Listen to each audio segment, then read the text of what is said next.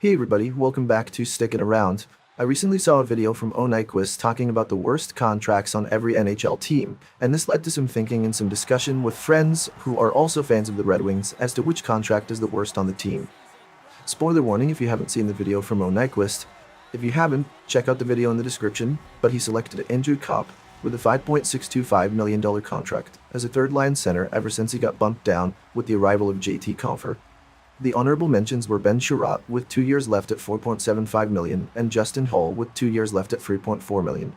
As we know, the Red Wings need to start carefully considering cap space, especially since we need to sign Lucas Raymond and Moritz Seider this offseason, and those contracts aren't going to be cheap at all. Fortunately, we recently received the announcement that the salary cap is increasing to $88 million, which gives us some breathing room, but this also means that players will start demanding more expensive contracts. That being said, this leads to the discussion of getting rid of contracts that simply aren't feasible for a Detroit Red Wings team that is looking towards getting back into the playoffs.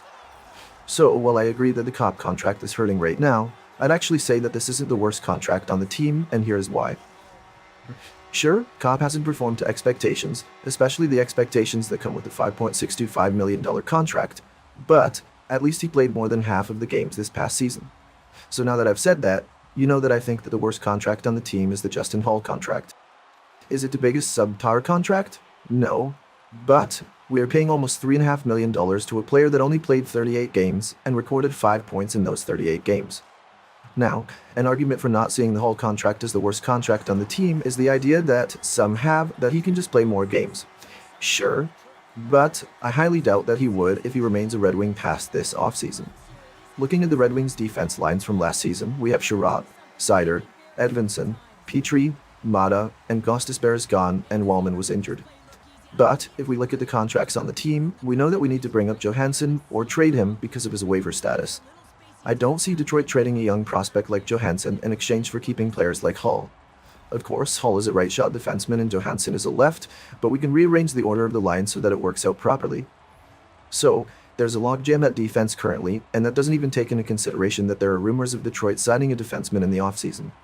So, in my opinion, the contract that is the worst on the team is Justin Holl, simply because it is a massive amount of money to pay for a player that doesn't play that much. If he played the whole season, then it wouldn't hurt as much. I've seen several mock trades to try to get rid of the contract, the most realistic in my opinion being trading his contract to a bottom team and giving them a third-round pick as compensation. Now, looking at the Kopp and Chiarot contracts, I honestly think that the Chiarot contract is the better of the two. Sure, Chiarot hasn't been performing to the expectations of a player getting paid $4.75 million a year.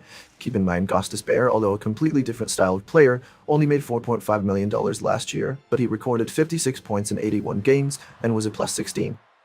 But Chiarot played just a touch better this past season, recorded 1 more point, and a higher plus-minus by 6 compared to last year, which again, is just a very small increase. To me, it seemed like he was more of a presence on the ice than he was the previous year, and I didn't notice many mistakes from him in comparison to some of the other defense on the team. There are 2 years left on his contract, so I could definitely see us keeping Chiarot around for this upcoming year and mentoring some of the new young defensemen like Edvinsson and Johansson, then being moved either in the next offseason or later on.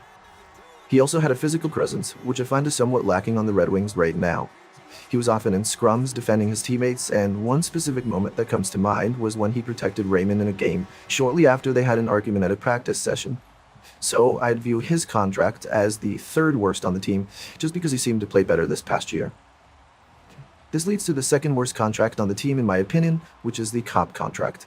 Despite the fact that I didn't choose it as the worst contract on the team, it still is a contract that hurts, again keeping in mind that now we have to start worrying about the salary cap as we're getting closer to reaching the cap with these new big signings. Paying Kopp $5.65 million a year for 33 points in 79 games, a decrease from 42 points in 82 games last year, and a plus-minus of -2, definitely doesn't feel great.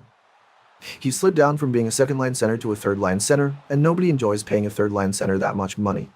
It makes it even worse when you look around at some of the top teams in the league and see that some of them aren't paying their second or third line centers nearly as much.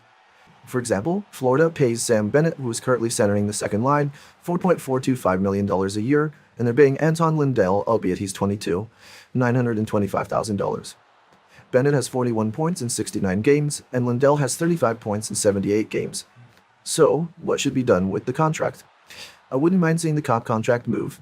Would I give him this next year as a sort of last chance to pan out and as a buffer for some of our young centers like Kasper and Danielson to either get accustomed to the NHL or get ready for the NHL? Sure. Would I buy out the contract? Not with 3 years left on it. So let me know what you guys think. I have it ranked as the whole contract first, Cop next, then Sherratt third. If you guys have it different, let me know in the comments section.